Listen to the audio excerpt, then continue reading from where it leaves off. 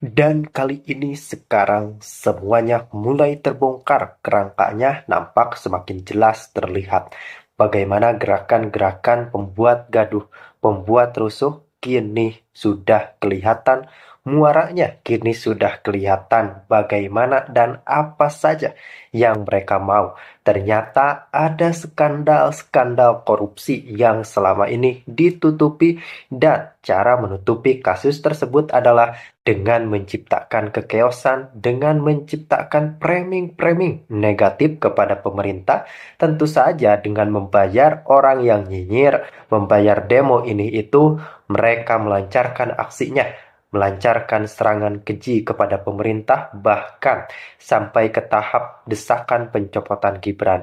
Ini benar-benar sudah tidak bisa ditoleransi, dan beruntungnya bos buzzernya sudah ditangkap. Kali ini mereka yang terlanjur membuat gaduh benar-benar sedang kelimpungan. Belum lagi KPK dan Kejaksaan Agung yang ternyata semakin galak dalam memberantas kasus korupsi di Indonesia, termasuk kasus skandal kelebihan bayar. Karena tentu saja kelebihan bayar ini dikhawatirkan menjadi modus korupsi gaya baru. Dan kalau kita teliti secara seksama, kelebihan bayar ini merupakan sebuah akal-akalan untuk memuluskan modus korup itu sendiri.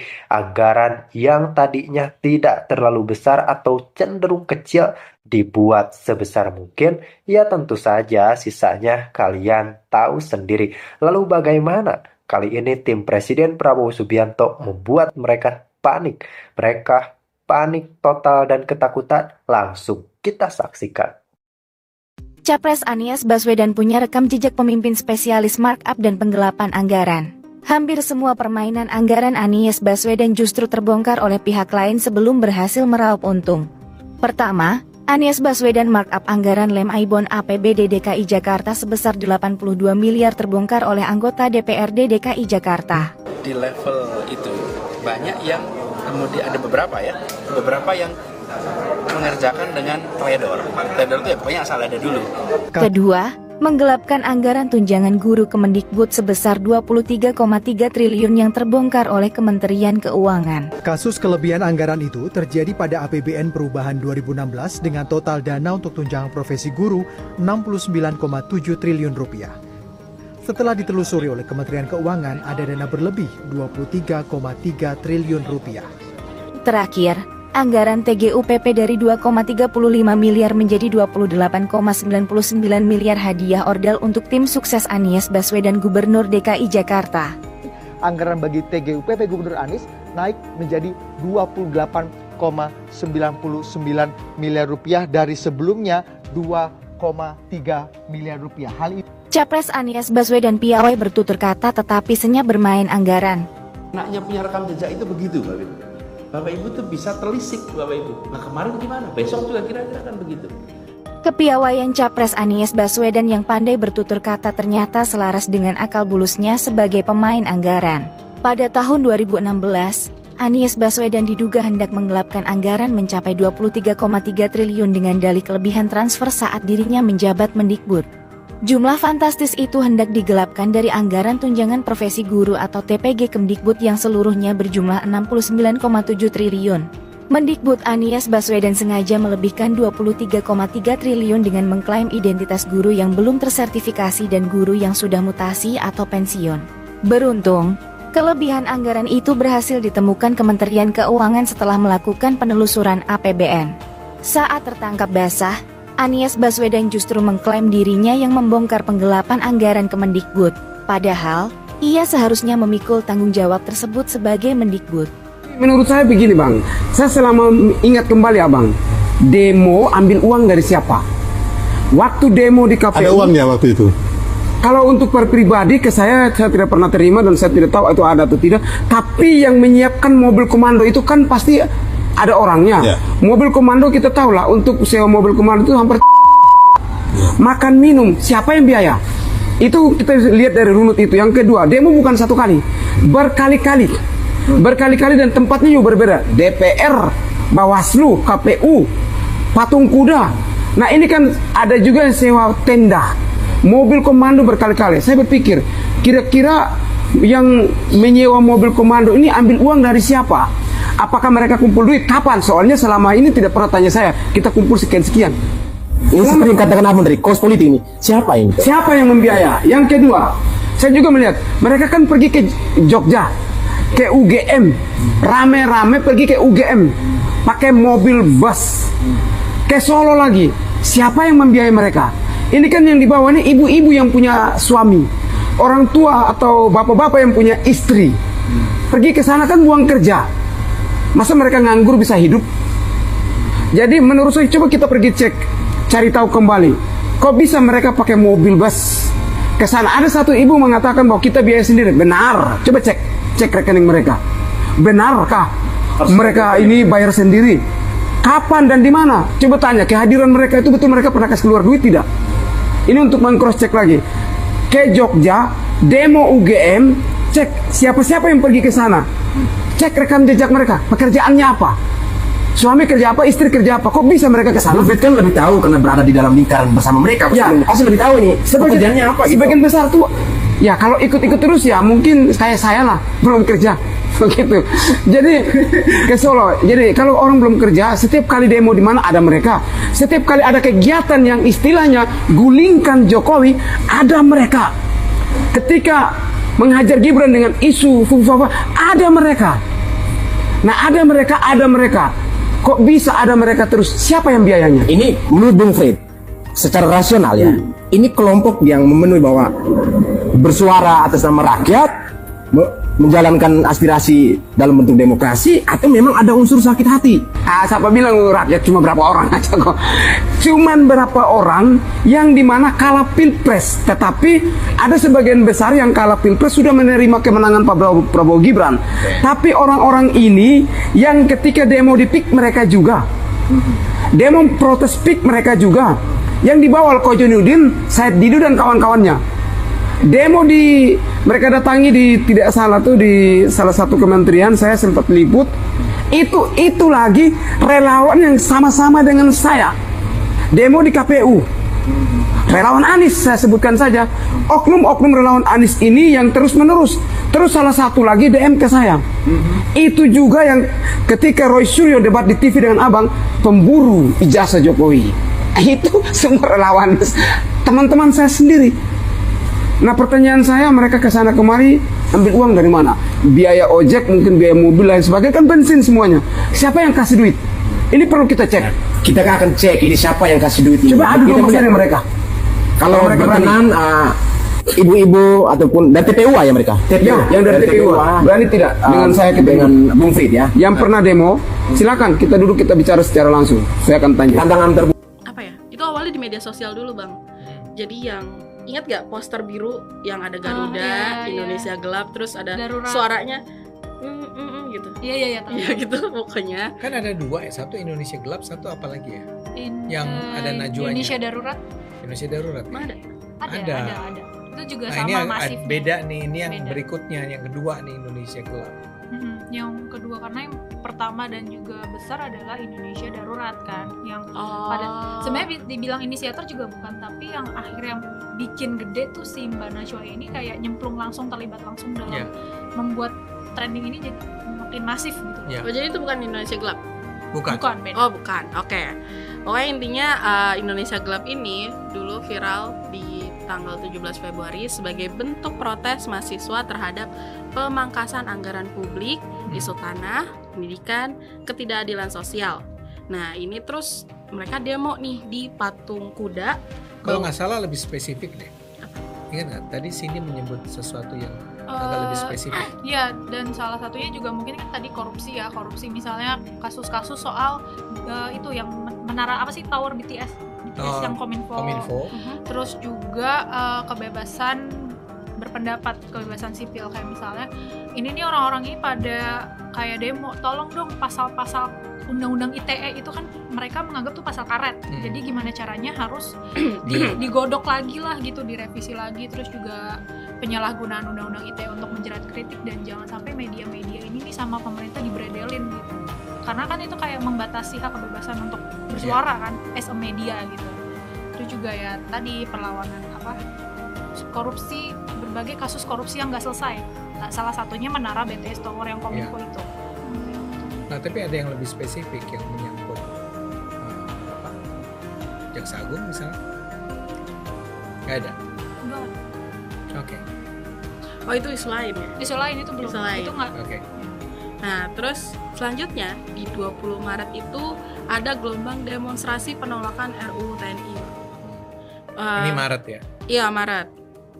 Nah, waktu itu demonstrasinya ini kekhawatiran mahasiswa, framingnya ya, kekhawatiran mahasiswa kembalinya dui fungsi ABRI. Dan jadi kayak ngasih peluang TNI buat menjabat posisi sipil dan memperluas wewenang di ranah non-militer. Nah, dan intinya TNI kayak nggak boleh nempatin posisi-posisi yang strategis, jangan. Itu tuntutannya mahasiswa. Iya, karena narasinya bener-bener kalau di Twitter kan kayak, lu bayangin nih ada pejabat yang harusnya nggak berhubungan sama militer tapi dia bawa senjata. Iya. Dulu tuh narasinya gitu kan. semasif itu. Padahal kan harusnya tidak ya. Iya, harus dicermati dulu nih seperti apa sebenarnya undang-undang TNI ini.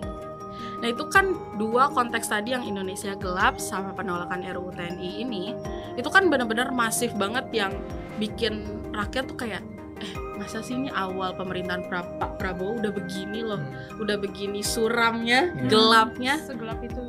Tapi ternyata itu kasus yang dibilang settingan, nanti BMSI-nya marah. Tapi itu ternyata kasus yang dibuat buat nutupin kasus korupsi minyak goreng mentah yang dilakukan oleh Wilmar Group. Gimana tuh ceritanya? Ini terungkapnya gara-gara apa? Terungkap ya gara-gara pas Juni lalu, tanggal 17 Juni lalu, Kejaksaan Agung itu nampilin videonya seorang advokat namanya Marcella Santoso. Marcella ini mengakui bahwa pertama ini yang belum kita bahas adalah dia membuat gosip ya atau kabar miring tentang pejabat di Kejaksaan Agung. Dan yang kedua di video ini ya, dia ngaku kalau dia ini yang memperkeruh situasi pemerintahan, membuat kampanye hitam gitu soal Indonesia gelap sama penolakan RUU TNI itu. Oh, jadi sederhananya begini. Jadi sebetulnya ada sebuah kasus korupsi. Jadi ada kasus korupsi nih yang dilakuin sama Wilmar Group ini kan, sama salah satu ada. Jadi dia kayak perantaranya gitu, Wilmar Group sama ada satu perusahaan lah gitu kan. Nah, kalau misalnya dia mikir kalau misalnya ini rame, wah bahaya nih gitu kan, akhirnya si advokat ini mewakili Wilmar Group kayak lembaga advokatnya lah. Nah, gimana caranya ini kasus nggak gede, jadi kayak tenggelam, tapi mungkin dia juga dibayar kali ya. Nah, akhirnya bukan kali, pasti dibayar gitu. Jadi akhirnya dia kayak, oh apa gue bikin isu yang gede nih, jadi kasus si korupsi Wilmar Group ini tenggelam, gimana caranya? Akhirnya ya di video yang tadi yang dibilang sama Noi itu, yang dirilis Kejaksaan Agung itu tanggal 17 Juni 2025, akhirnya dia kayak membuat semacam tren gede yang akhirnya kita kenal Indonesia gelap ini, dan itu nyusup ya dari ke sosmed gitu, bikin kampanye hitam. Oke, kelihatannya kan sebetulnya yang jadi inti pengakuan dia bukan yang soal Indonesia gelap ya. Siapa namanya? Marcella Santoso. Marcella ini kan sebetulnya mengatakan bahwa untuk melakukan, kalau istilahnya menggelapkan kasus korupsi itu, dia mengangkat isu tentang Jaksa Agung. Iya, ada beberapa yang di ini kan Bang. Ada beberapa nama yang dia bilang, ada Jaksa Agung, ada beberapa lagi kan. Iya, tapi di ujung ini dia presentasi dia bilang, tapi juga misalnya terkait dengan pemerintahan Prabowo. Dia nggak bilang secara persis ya. Apa yang terkait pemerintahan Prabowo. Nah, juga dia bilang terkait sama Indonesia gelap, terkait juga dengan RUU TNI. Sehingga sekarang kita menjadi tahu bahwa apa? Memang settingan. Tuh yang kamu sebut di awal. Iya. Kita mulai melihat bahwa takut. Karena ya ini kan sebetulnya juga belum tentu benar ya. Iya. Kita harus fair juga mengatakan bahwa si siapa nama Marcella ini memang ngomongnya tuh dengan nada meyakinkan gitu ya. Nada meyakinkan, tapi belakangan ketika orang tanya lagi dia bilang bukan saya yang bikin. Gitu kan. Dia cuma bilang bukan saya yang bikin. Bisa jadi dia yang bayar. Ya kita nggak tahu. Who knows? Nah yang bukan saya yang bikin. Dia dong. Ya. Tapi kembali ke cerita Anda yang awal adalah yang paling menakutkan di sini adalah kita mulai tahu gitu ya bahwa jangan-jangan atau paling tidak kita mulai menduga jangan-jangan di berbagai gerakan-gerakan yang misalnya memperjuangkan hukum, memperjuangkan demokrasi ini ada pihak-pihak yang memang bermain melakukan disinformasi. Nah karena maaf ya, aku ada tambahan info. Jadi si Mbak Marcella ini juga selain dia nyuap hakim, dia ini juga kayak dia menyuap hakim juga. Menyuap hakim kan gimana caranya kasusnya nggak di-up Bang, yang kasus korupsi Wilmar ini. Karena kan istilahnya hakim menangani. Jadi langkah dia tuh banyak ya. Langkah dia banyak, dia sibuk banget itu kemarin di balik layar. Selain nyuap hakim. Saya mau bilang dia itu lulusan UI. Dia itu doktor. Iya. Dari S1 sampai S3 semuanya di UI. Di UI. Karena dia selain menyuap hakim juga nyusun kampanye digital buat belokin opini publik ya, bikin tadi Indonesia hitam, Indonesia gelap gitu. Dan dia tuh kampanyenya gini Bang, strateginya dia ya, itu dia kayak nyusup ke media, terus dia nyewa buzzer namanya Cyber Army, terus bahkan dia juga kayak nyewa entah produksi acara TV sama mantan direktur Jak TV. Iya. Semasif itu Bang, sampai ini stasiun TV, aduh gue speechless. Jadi dia menyuap hakim. Nyuap berhasil hakim. Gak sih? Berhasil karena kan nggak kecium kasus korupsinya. 60 miliar kalau nggak salah. 60 miliar. Apanya? Suap si jumlah hakimnya. suapnya. Yang dia berikan kepada nominalnya. si hakim. Si hakim ya. Itu 60 miliar. 60 miliar. Okay. Tapi itu nggak cukup buat dia. Cuma bisa meredam di ruang pengadilan, itu nggak cukup buat dia. Dia juga harus mempengaruhi opini publik. Betul. Ya. Nah, kamu memang lagi-lagi terutama perhatiannya adalah pada Indonesia gelap. Tapi yang sebetulnya dia juga ciptakan gosipnya tentang apa? Gosip yang Kejaksaan Agung kan. Jadi buat penonton yang nggak tahu, selain yang dia menggaungkan Indonesia gelap, RUU TNI, nah Mbak Marcella ini kabarnya juga dia mengangkat topik atau semacam skandal antara Pak Burhanuddin nih. Isu ini pribadinya, kehidupan pribadinya Pak Burhanuddin selaku Jaksa Agung. Burhanuddin ST. Yeah. Nah jadi katanya sih isunya yang kita cari-cari, kita kulik gitu. Jadi yang di up sama Mbak Marcella ini adalah Pak Burhanuddin punya 5 istri. 5? Iya. 5 istri. Kata Mbak Marcella ya.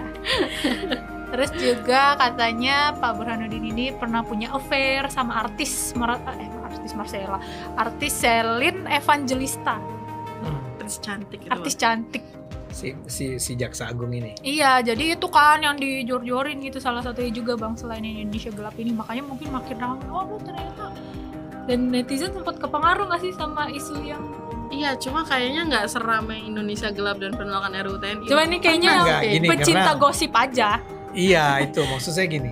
Kalau saja dia ketika kemarin itu tidak menyebut kata Indonesia gelap dan RUU TNI, mungkin orang tetap akan perhatiannya hanya pada soal gosip 5 istri itu. Iya, mungkin ya, mungkin. Kayak gila nih orang udah bayar 60 miliar hakim, masih juga nyebarin gosip nih tentang sang istri, kayak tentang 5 istri. Mungkin yang orang wartawan akan banyak tanya adalah ke si Pak Jaksa Agung. Pak, jadi sekarang ternyata nggak 5 nih Pak, berapa? Gitu. Ya 3 lah. Jangan gitu. Enggak kan. Iya, ini joke ya Pak Burhan, maaf nih. Pak Burhanuddin setia, tahu saya. Nah, jadi maksud saya adalah kalau saja dia tidak menyebut kata itu, dia tidak menyebut 2 kata sebetulnya ada.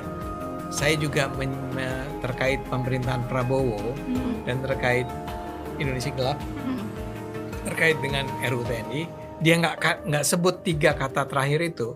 Mungkin isunya adalah sebatas terfokus pada soal Burhanuddin. Iya. Ya, dan para pejabat lainnya. Iya, para pejabat lain yang